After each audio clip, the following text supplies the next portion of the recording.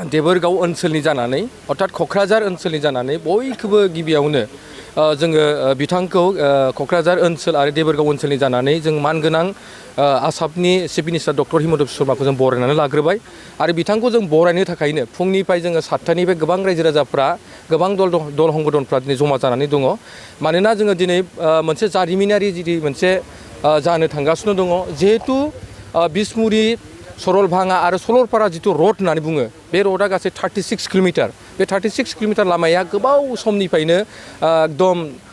थांलाय फैलाय जाहोननि थाखाय गोबां मोनसे जेंनायाव गोग्लैना दंमोन नाथाय बे जेंनाफोरखौ लानानै गोबां जोंनि गेजेराव जोंनि रायजो राजाफोरनि गेजेराव बेले बेजेबो फैदोंमोन आरो जोंनि सरकारनि सायाव बिथांमोना मोनसे फोथायनाय गैयै मोनसे फोथायथियाबो फैदोंमोन जायनि जाहोनाव थांनाय जोंनि लकेल एमएलए मानगोनां लरेन्स लारि आरो मानगोनां जोंनि प्रमद बर' बिटिआरनि सिएम बिथांमोना सावरायलायनायनि गेजेरजों आरो बे हाबाफारिखौ डक्टर हिमन्त बिश्व शर्मानो बे प्रप'जालखौ होदोंमोन आरो प्रप'जालखौ होनायनि लोगो लोगोनो बेखौ दा आसामनि चिफ मिनिस्टारा थांनाय केबिनेटआव गासै बेखौ मा होनो 26 सिनि अर्थात माने 26 कौटिनि बेखौ माने अलरेडि डिक्लार होनाय जादों आरो बेजों लोगोसे आरो बे ओनसोलखौ बिथाङा सिकनाझार मोनसे नेशनेल पार्क हिसाबैबो डिक्लार होनाय जादों सिक्रिटि होनाय जादों दा बेनिखायनो जों बिथांखौ बेबायदि गिदिरथार मोनसे जोंखौ बे गोग्लैसोनाय ओनसोलखौ जे बिथाङा दिनै फैनानै मोनसे नायनो थाखाय बिथाङा सार्भे खालामनो थाखाय फैगोन आरो बे लामाया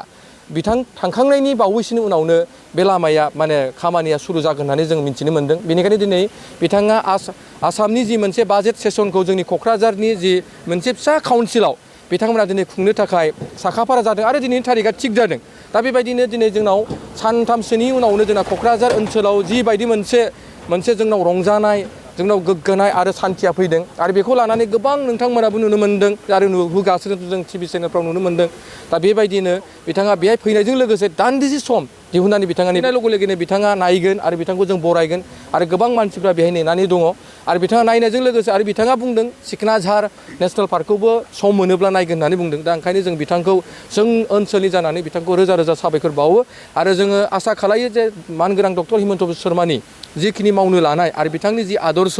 जेब्लायबो बिथाङा इसोरनि खाथियाव मोजाङै खामानि मावनो हाबावथों आरो बेबायदिनो बर' जातिखौ जोंनि ओनसोलखौ बिथाङा उन्नति खालामबावथों आरो जोंनि मानगोनां प्रमद बर' बिथांखौबो जोङो धन्यबाद होयो मानोना बिथांनि इनिसिएटिभआवनो दिनै बेबायदि गिदिरथार मोनसे जोंनि बिटिआर ओनसोलाव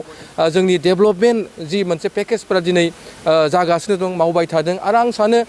जोंनाव जि मोनसे परिबेस दंमोन दिनै 17 बोसोराव नाथाय बे परिबेसा दिनै गैलिया दिनै सान्थि मोनसे परिबेस फैबाय आरो जाय सान्थि परिबेसनि गेजेरजों गोबां मानसिफ्रा दिनै बे हाग्रा ओनसोलफोरावबो हाबफैनो हानाय जाबाय दिनै बेनो मोनसे प्रमान जे डक्टर हिमन्त बिश्व शर्मा बिथाङा दिनै फैनानै जोंनि बे हाग्रा ओनसोलाव फैनानै जि मोनसे गाज्रि मोनसे थासारि मोनसे समाव हाग्राखौ बादो जोङो क'क्राझार ओनसोलाव फैनोनो मोनसे दिगदार जायोमोन नाथाय बिथाङा मा होनदों कारिगाव साहानि गैयाब्लाबो मा होनदों बिथाङा दिनै कारिगाव माबा बिसमुरिनि माने साहानि खमसे खम बेहाय माने 20 किल'मिटार सिङाव फैनानै बिथाङा बे ओनसोलाव लामा नायदिंनानै फैनो नागिरनाय बे जोंनि थाखाय गिदिर बाथ्रा